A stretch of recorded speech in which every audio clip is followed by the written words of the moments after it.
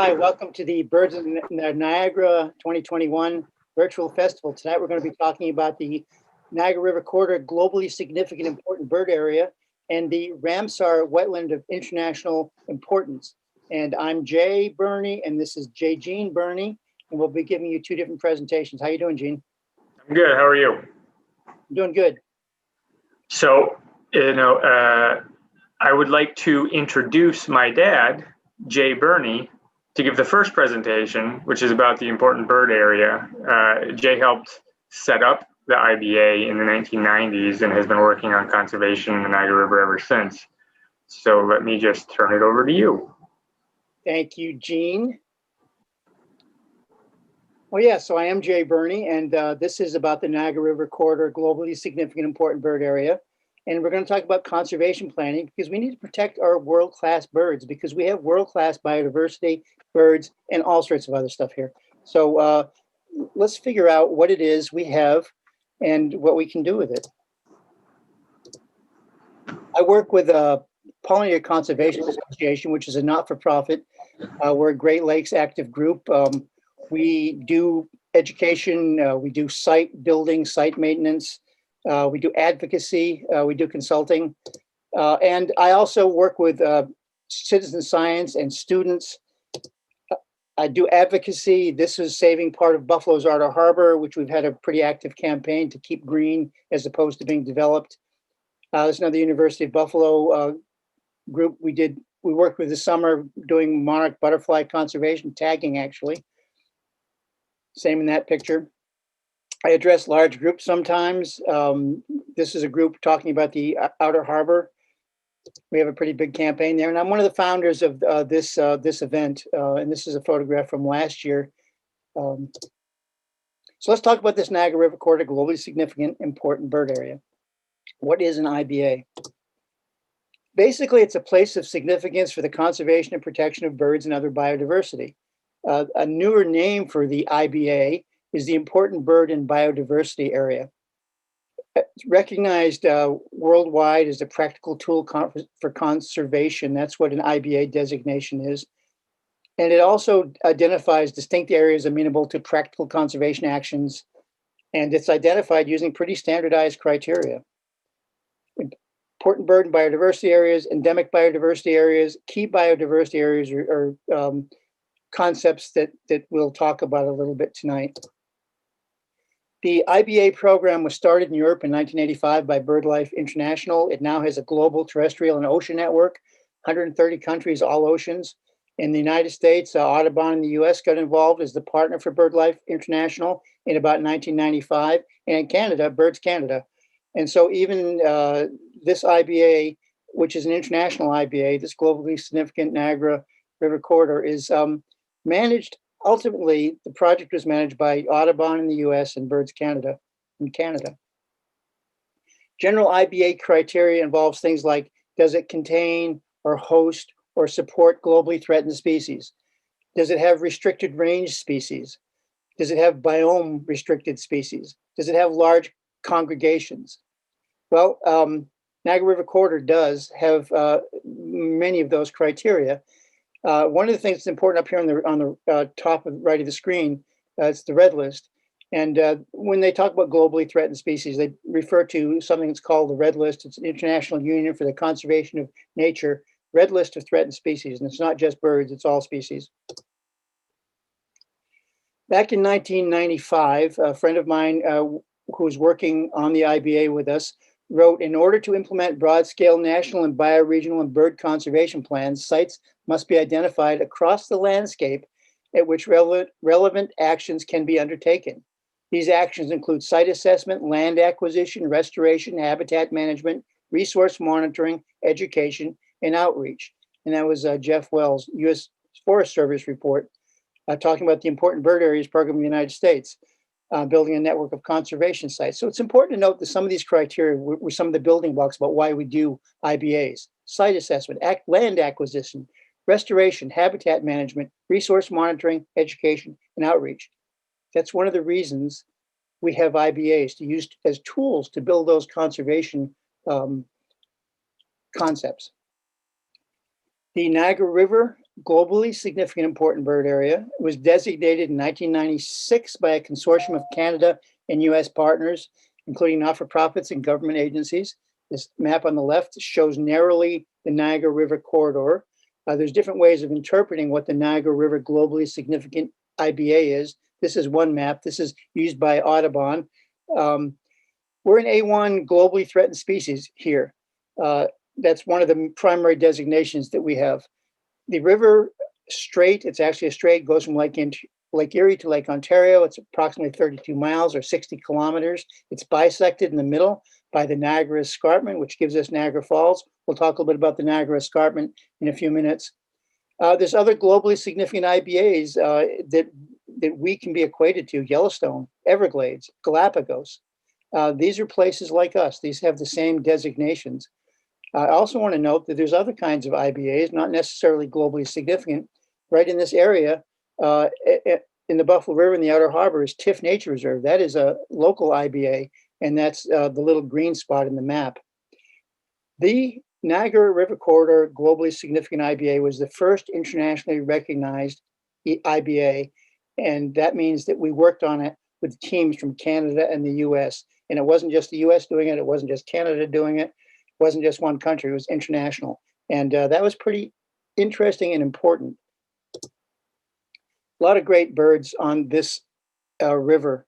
We have spectacular concentrations of gulls. Concentrations is one of the criteria. We have up to 100,000 individuals on a day, maybe more. We've got 19 species that have been recorded on this river. 60% of the New World species, 14 species recorded on a single day. We have incredible gull migrations. Bonaparte's gulls, which nest in the boreal forests of the Northwest in some cases, in trees, come through here in numbers in the winter. It's up to 20% of the global population. We also have big populations of herring gulls and ringbill gulls, and unusual birds, like the Sabine's gull, Franklin's gull. You don't see them every day, but you see them occasionally. Great gulls here. We have other presentations in this program, in this Birds of Niagara Festival, about why gulls come here. So stay tuned for those. Up on the top left here is Bonaparte's gulls along the Niagara River in Buffalo. Bottom left is Bonaparte's gulls on the Canada side, and they're in a feeding frenzy in both of these pictures. They're so much fun to watch. They're very social. They're diving into the water. They're eating food. They're eating fish. Sometimes it's emerald shiners. That's a population of fish that we need to protect if we're going to protect these Bonaparte's gulls. Little gull, herring gull, Iceland gull, glaucus gull, great blackback, lesser blackback, slaty-backed mew. There's a whole list of the species that you can see on our website, Birds of the Niagara. Just some pictures of some gulls we see here all the time. The middle picture on the top also is a Tundra Swan. The bird on the top right is an interesting and unusual bird. It's an elegant tern. We haven't seen many of those, but we get rarities and things that fly through here every once in a while. We had a mew gull this year.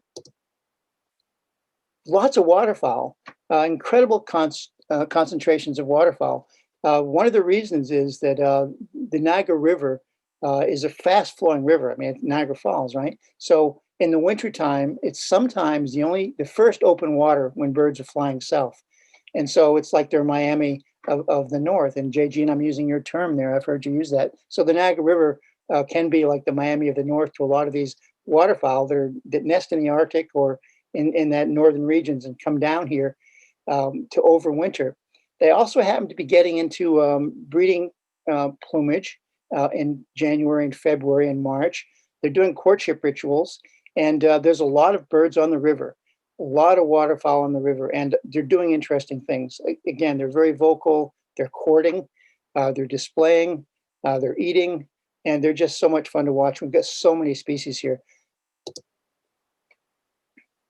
We even have outbreaks of certain kinds of birds, like this loon on the top right.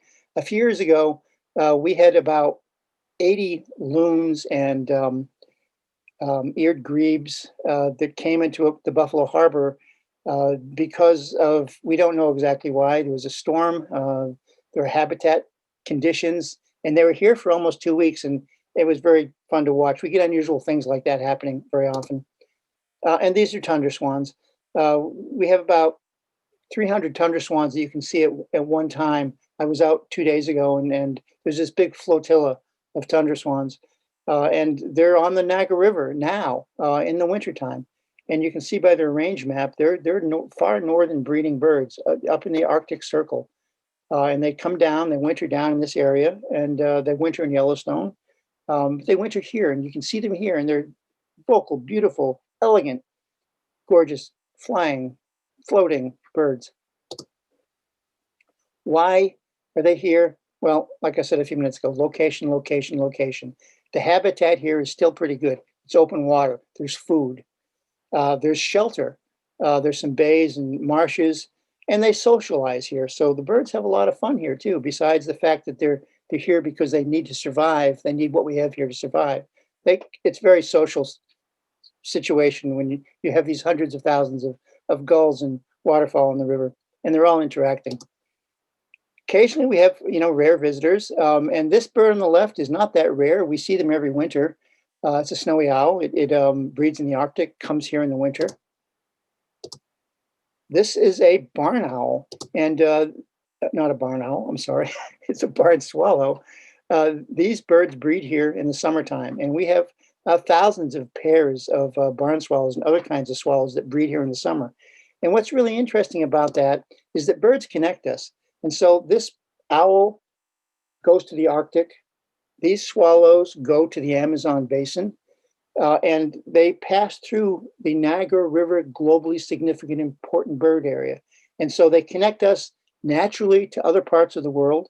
They also connect us socially because the people that see these birds and take care of these birds in various parts of the hemisphere are people that help us and we help them. And so we're socially connected. Our location is so important. We're in this hemisphere. The picture on the bottom is the Arctic. We connect through the Arctic. We have birds that fly over to Eurasia that come here in winter. The Great Lakes are an incredible part of North America. They're 20% of the world's fresh surface water, and they attract a lot of wildlife and a lot of biodiversity. And that water all runs through the Niagara River Strait on its way to the Atlantic Ocean. And the little red dot on that Great Lakes map says Buffalo. That's the beginning of the Niagara River Strait. This map on the bottom right is a watershed map put together by the Corps of Engineers. It kind of shows some other ways that we're connected. We're not just little dots on a map. We have habitat, and the habitat is often connected by watershed. Going back to that thing that Jeff Wells wrote earlier, actions include site assessment, land acquisition, restoration, habitat management, resource monitoring, education, and outreach. It's so important to think about how that affects this place, this little important bird area. It's not little, it's big. This map makes it look little because I think of it as something other than just that very narrowly defined shore-to-shore area. Sometimes I think of it in a bigger sense, and this map on the left shows a little bit wider range of what the IBA is or could be. There's no political boundaries in it. This is how the birds use it. And we don't really know enough about how the birds use it. We kind of know what the birds use, what the birds are. We kind of know why they're here, but we really don't have enough science to understand what they're doing here all the time and what the real corridor looks like. You can even look at it in a much wider way. When we originally talked about putting this IBA together, we talked about a center international line down the Niagara River and 3 kilometers on either side, 3 kilometers out into each lake. But that's just it's a boundary. It doesn't have anything to do with science. It has to do with just how we can define it and work with it. Personally, I think that the Niagara River corridor could be a very big place. And there's so many different birds that come through here, and so all 24/7, 12 months a year. And we need to take care of them. We need to understand how they use them. We need to use this IBA to do that science and to learn how to be better conservationists. I work a lot in Buffalo's Outer Harbor, and I use this boundary. I call the Buffalo Outer Harbor the western gateway to the IBA. Again, this isn't a formal boundary. This is just a generalized boundary. It takes in a lot of Fort Erie. It takes in a lot of the Outer Harbor from Lackawanna to, up the river. One of the tools that we have that came about somewhat because of the publicity around creating this original IBA is the Niagara River Greenway.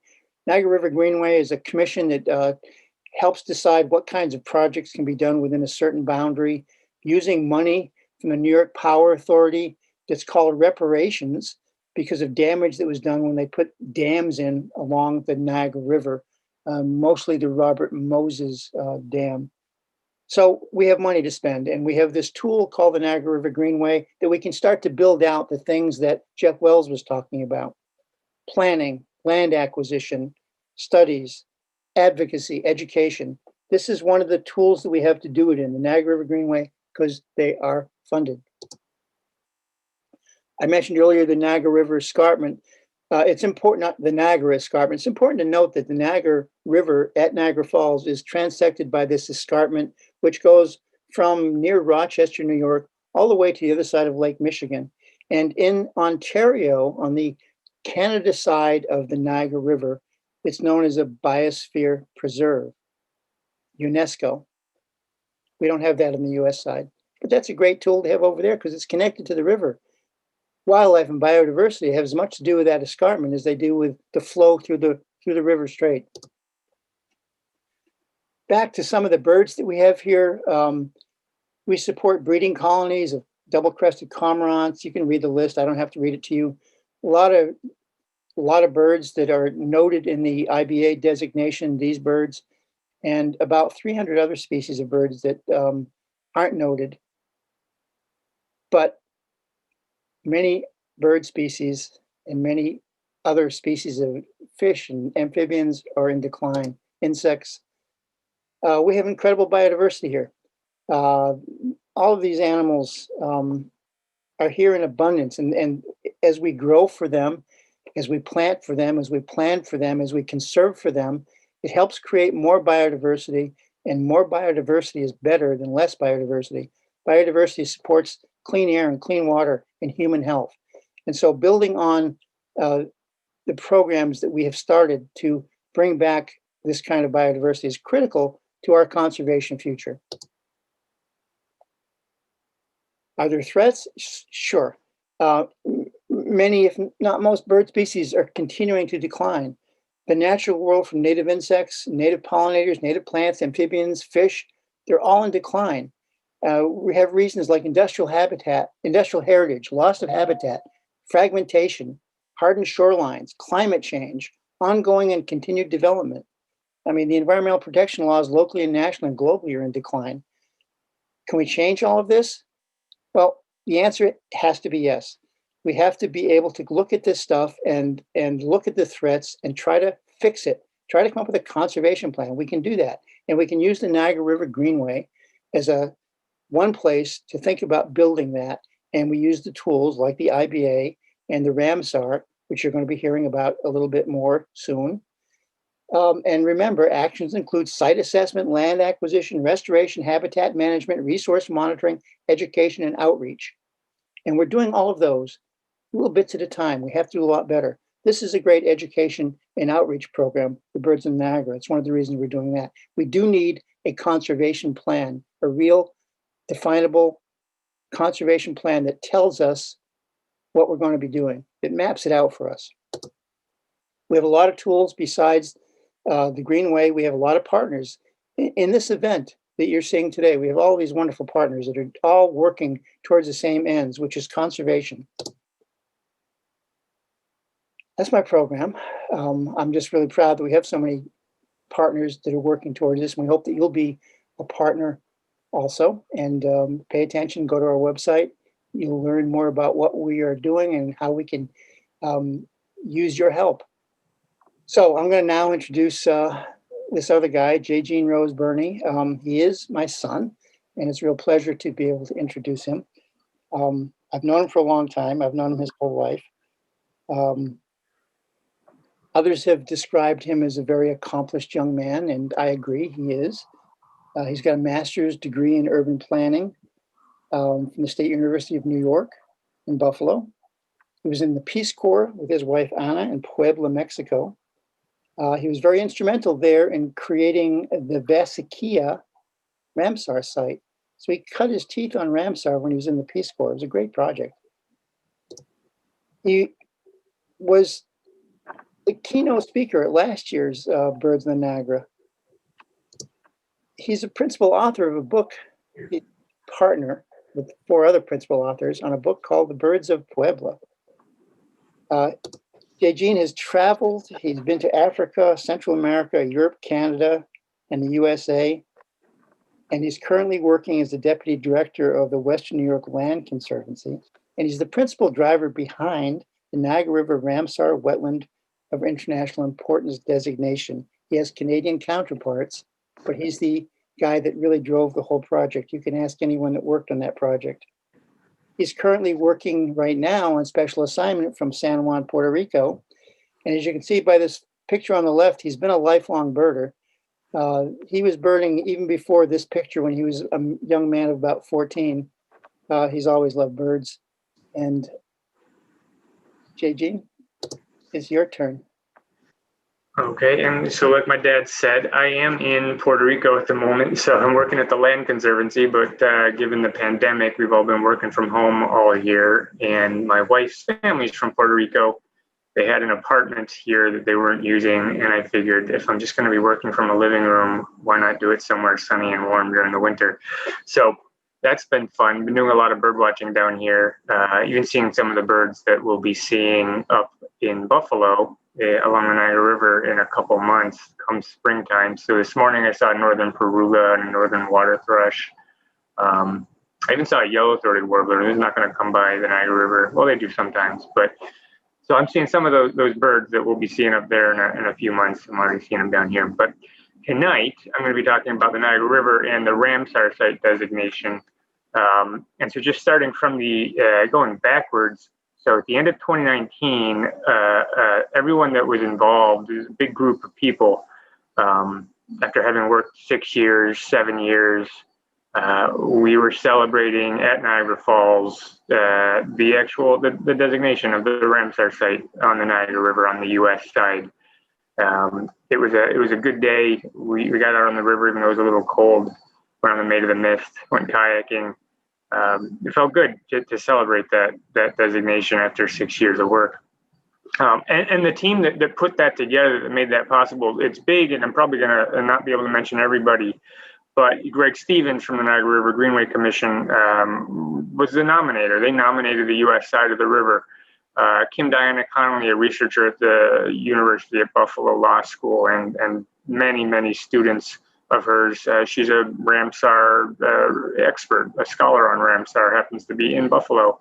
And then the steering committee, so binational people from both sides of the river, individuals, not-for-profits, government agencies, researchers, all joined together to try to nominate both sides of the river as a Ramsar site. And the U.S. side was designated in 2019, and the Canadian side isn't yet designated, and we're still working on it. So hopefully that'll happen soon.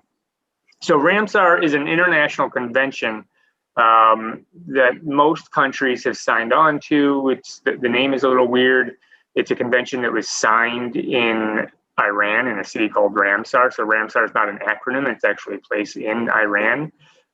It's a convention on the conservation and wise use of wetlands.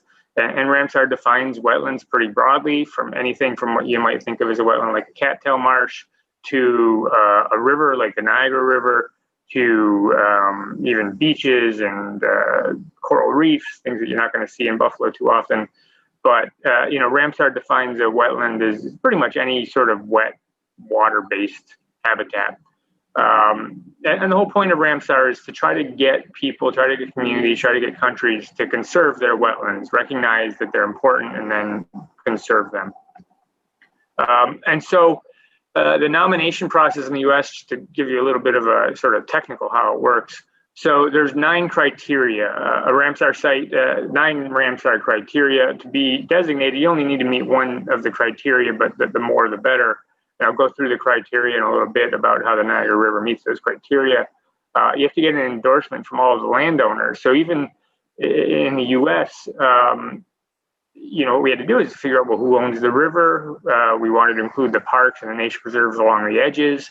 So we had to get all of those organizations, all those agencies, all those municipalities, all those counties to go along with this. The State Environmental Agency, so the DEC in New York State, a member of Congress, Congressman Higgins. You have to fill out the Ramsar information sheet, which is basically the application. You have to have the U.S. Fish and Wildlife Service.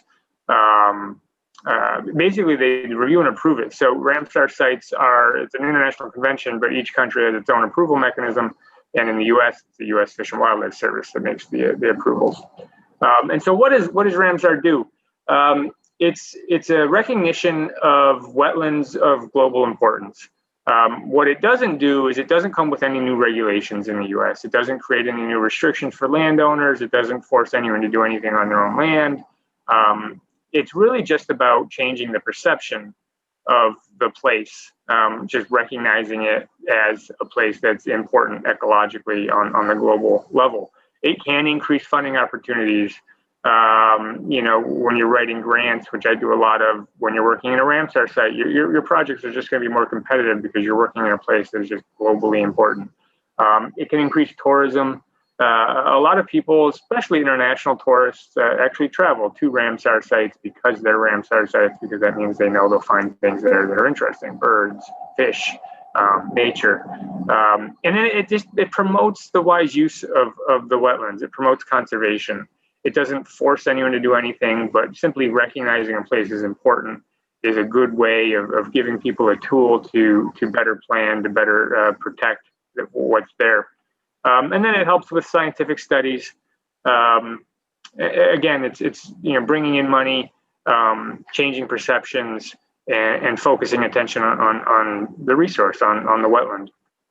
So on the U.S. side, the Ramsar site boundary, it looks like this is a complicated map, but basically it's the entire river on the U.S. side and all the protected green spaces along the edges. So the state parks, the county parks, the municipal parks, the nature preserves are all part of the Ramsar site. And it's from lake to lake, Lake Ontario to Lake Erie. So it's pretty big. And so these are the 9 Ramsar criteria. I'll just go through each one about how the Niagara River fits. Is it rare? Is it representative? Does it have vulnerable endangered species, keystone species, critical stages of life cycles, 20,000 or more water birds, 1% of the total population of a water bird, fish? Is it spawning ground and nursery and migration path for fish? And does it have 1% of the total population of a non-bird species? So are there any endemic species here that aren't birds? And the Niagara River on the U.S. side meets 8 of the 9 criteria.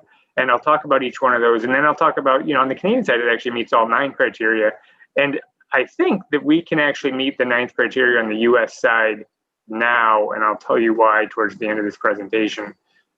So is the Niagara River rare, representative, or unique? And you don't really have to do much convincing. Niagara Falls, pretty cool, doesn't exist anywhere else in the world.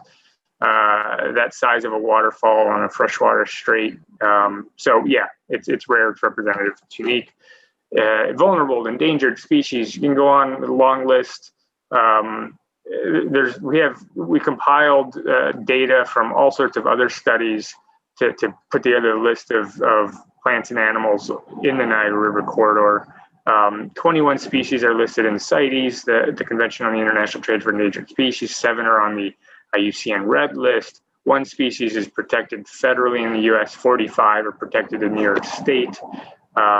Does it support any keystone species? So my dad mentioned this. This is a blown up photo of an emerald shiner, but there's giant schools of these little tiny minnows in the Niagara River, and a lot of the birds that we go and watch, the common tern or the Bonaparte's gull, rely on these emerald shiners and the populations of emerald shiners, and so the emerald shiner is considered a keystone species for the Niagara River.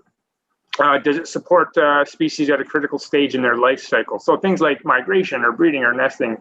And yes, obviously a lot of birds breed here, nest here. And then the migration, if you think about this, birds that migrate from the Arctic down to South America and back, or boreal forests down to the Caribbean and back, every spring you get huge clouds of songbirds coming through here. Every fall, you get the songbirds going in the opposite direction. And this image here is of radar, just to give you an example of like what that migration looks like. So these songbirds, these warblers and sparrows and tanagers, they fly at night when they're migrating. And so what you can see on radar during the spring migration and the fall migration are these birds taking off at sunset, these clouds of birds just blowing up as soon as the sun's setting. You can see this all across the eastern US. As the sun sets and radar stations pick up the birds, you get these sort of blooms of birds lifting off at sunset. And then they disappear at sunrise because they fly at night. And they fly through and around, they fly around the Great Lakes, Lake Erie. They stop on the edges, they fly over the Niagara River. And so this image is of birds flying during their migration. And one way to know that if you're watching radar during the migration and you're seeing these big clouds, you know it's not rain. If you look outside and there's no clouds, it's not raining. So there's just one good proof of that this is birds. A lot of people question, well, how do you know that's not rain? Well, it's not raining out and the birds are on the radar. So a lot of the photos my dad had, and a lot of my photos in my presentation are my dad's photos, because a lot of the criteria for Ramsar are the same as the IBA criteria. Does it support 20,000 or more water birds, so gulls and waterfowl? And yes, the Niagara River, I think there's counts of 20,000 gulls in one day, 100,000 waterfowl in one day, and those are probably undercounts. Each year and each day is different, but hundreds of thousands of gulls and ducks in the Niagara River during the winter. 1% of an individual, or 1% of the total individuals in a population of water birds. So there's 6 bird species that have more than 1% of their population, global population, come through or are in the Niagara River at some point during the year. Canvasback and greater scaup and red-breasted merganser and Bonaparte's gulls and herring gulls and ringbill gulls. And so it's actually, in some years, more than 25% of the total global population of Bonaparte's gulls come through the Niagara River. And then getting into the non-bird criteria. So Ramsar is not just about birds, but does the wetland support a significant proportion of indigenous fish species? So in the Niagara River, there's at least 89 species of fish that are native to the Niagara River. It's a lot of species of fish. Is it an important source of food or spawning ground or nursery for fish? And yeah, a lot of those fish, they live here all year. They breed here. They may move from different parts of the river, lake to the river, different times of the year. But there's at least 41 species of fish that spawn in the river. And then this is the 9th criteria that at the time that we wrote the application, the US side didn't actually meet the 9th criteria. So this is basically saying, do you have more than 1% of a global population of a species of plant or animal that isn't a bird? Like I said, we had six bird species with more than 1% of their global population supported by the Niagara River. But we hadn't found anything on the US side that met this criteria. On the Canadian side, they've always been able to brag that there's the northern dusky salamander. So this is a salamander that's pretty common in Western New York, actually, but the only population of the dusky salamander in Canada exists in the Niagara Gorge. So that made it so that the Canadian side of the Niagara River actually meets all 9 criteria of the Ramsar site, or 9 of the Ramsar criteria. And we'd only met 8 on the US side. But one of our ecologists at the Land Conservancy, Eric Danielson, found a cicada in the Niagara Gorge last summer. And the cicada is of a species that only exists in Western New York and the Niagara Peninsula up to Hamilton. And so that basically means that the Niagara River, including the US side, has probably more than 1% of the global population of the cicada species, which means that the US side meets this 9th criteria. And we're trying to figure out now, well, how do we update the Ramsar application so that the US side also meets all 9 criteria? There are very few Ramsar sites in the entire world that meet all 9 criteria. So the Niagara River is pretty special. There's just very, very few that actually meet all 9 criteria anywhere in the world. And there's thousands of Ramsar sites, more in other countries. The Niagara River is the 40th Ramsar site in the US. There's 30-something Ramsar sites in Canada. So a lot of other countries, some countries, Mexico, for instance, really promotes the program a lot more and has more Ramsar sites designated. Some countries have fewer. The U.S. is somewhere in the middle, but it's a special place to meet all 9 criteria. And so what our next step is trying to get the Canadian side of the river designated. And that was always the intent from the beginning. Both sides of the river, each country has to nominate and designate its own side. It's, this political boundary down the middle. That's just what happens. The U.S. side went first. The Canadian side will go second. But when the Canadian side is designated, the joint Ramsar site, which will be the entire river, it'll be the first transboundary Ramsar site in North America, the first Ramsar site that crosses international boundaries. The Niagara River, it's a border between 2 countries, but it really doesn't recognize, the 2 countries. It's a river, it's a strait. Same birds go on both sides. The fish don't notice the line in the middle. And so what that will do is it'll sort of not only elevate the importance of the Niagara River, on the international stage, this designation gives it, but it'll give us a reason and a way for both sides of the river, both countries, all the different towns and municipalities and regions to sort of collaborate on conservation of the river. So you think about why would we do a Ramsar site? Because it doesn't automatically protect the place. People have to protect the place. But the Niagara River is really cool. This is a photo my dad already showed you. There's just this stunning beauty here, the incredible bird life. This scenes from winter that just look like something you might see in a National Geographic documentary about Antarctica. This is what we have in the Niagara River in our backyards. And I think, for generations, for maybe centuries, we as a people just didn't respect the river. We dredged it, we polluted it, we drained the wetlands along its edges, we cut the forests, and we're still doing a lot of those things. But the last couple decades, a lot of people, probably you watching, a lot of people who aren't watching, have spent a lot of time trying to fix the river, trying to change the river, restore it. And so I think it's fair to say that the river right now is probably healthier than it has been in generations. And the Niagara River, the Ramsar site designation, is one way to celebrate that. It's one way to say this place is one of the most important places in the world. Let's do something about it. And that's the point of the Ramsar designation. So thank you.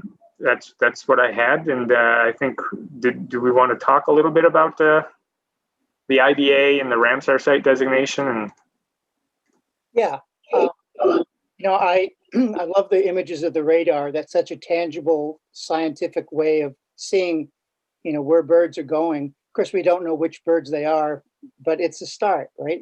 Radar is wonderful. I also like your photos, so I'm going to say that. So congratulations. This is really an amazing thing to get this Ramsar designation. And it's nice to know you. It's nice to have known you for all these years. Here's a question I have, though, is, so we have these designations now, and the river's better, but we've got all sorts of hell coming at us, from climate change to more development. And we're working hard to raise people's awareness. How can we use these designations to do what we have to do, which is save this habitat? What do you think? Well, I think both designations are similar in that neither one come with regulations, right? It's not like an endangered species law that protects the species. It's not like a zoning law that prevents the land from being developed. It's not like buying the land or putting a conservation easement on the land and permanently protecting it. Or what they're both trying to do is first recognize the importance of the place.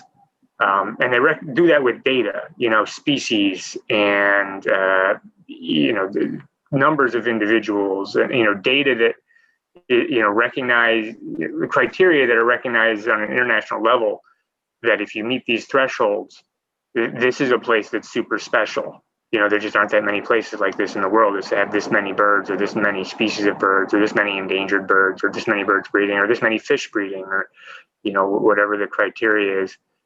And so I think the whole point, though, is that they help change the perception of the place.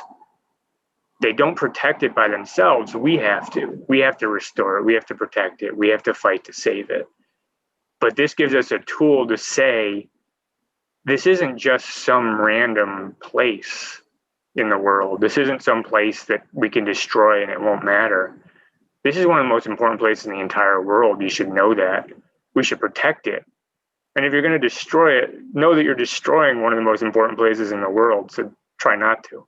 So I think that's the point of these designations. It just changes the way we look and feel about these places. And then we have to act. You know, all of us can play a different role. Activism, land protection, restoration, zoning. You know, if you work in a government, think about this, you know. So that's the point of these designations.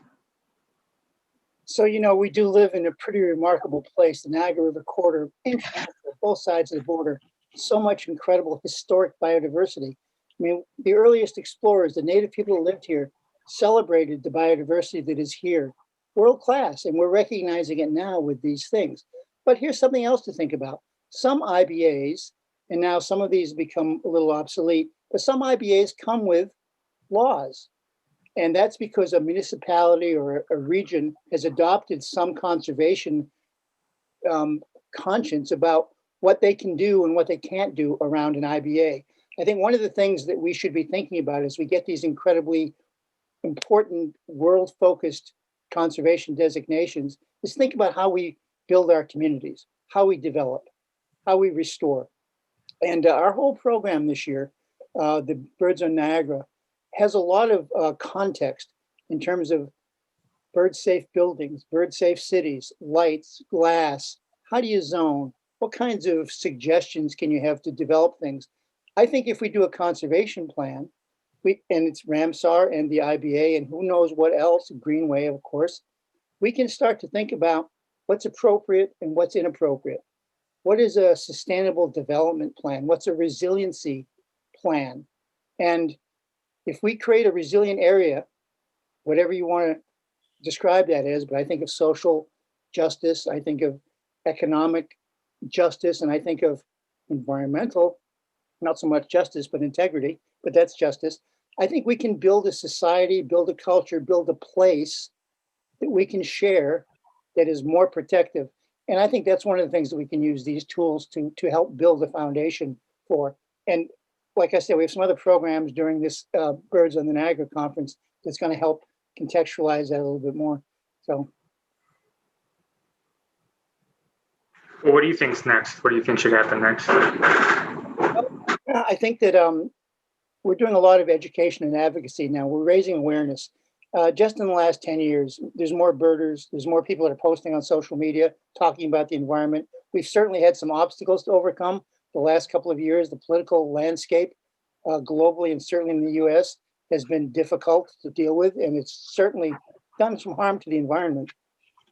We can build out politically, we can build out with awareness, build out with education. We need to let people know why nature is important, why birds are important, why biodiversity is important, and help create stewards.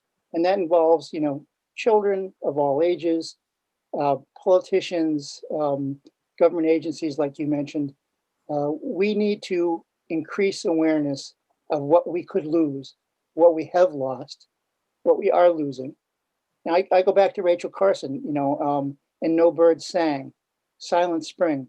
And we're better now than we were 10 years ago or 20 years ago in the Niagara region, but we're not out of the woods by any means. We've got a lot coming at us.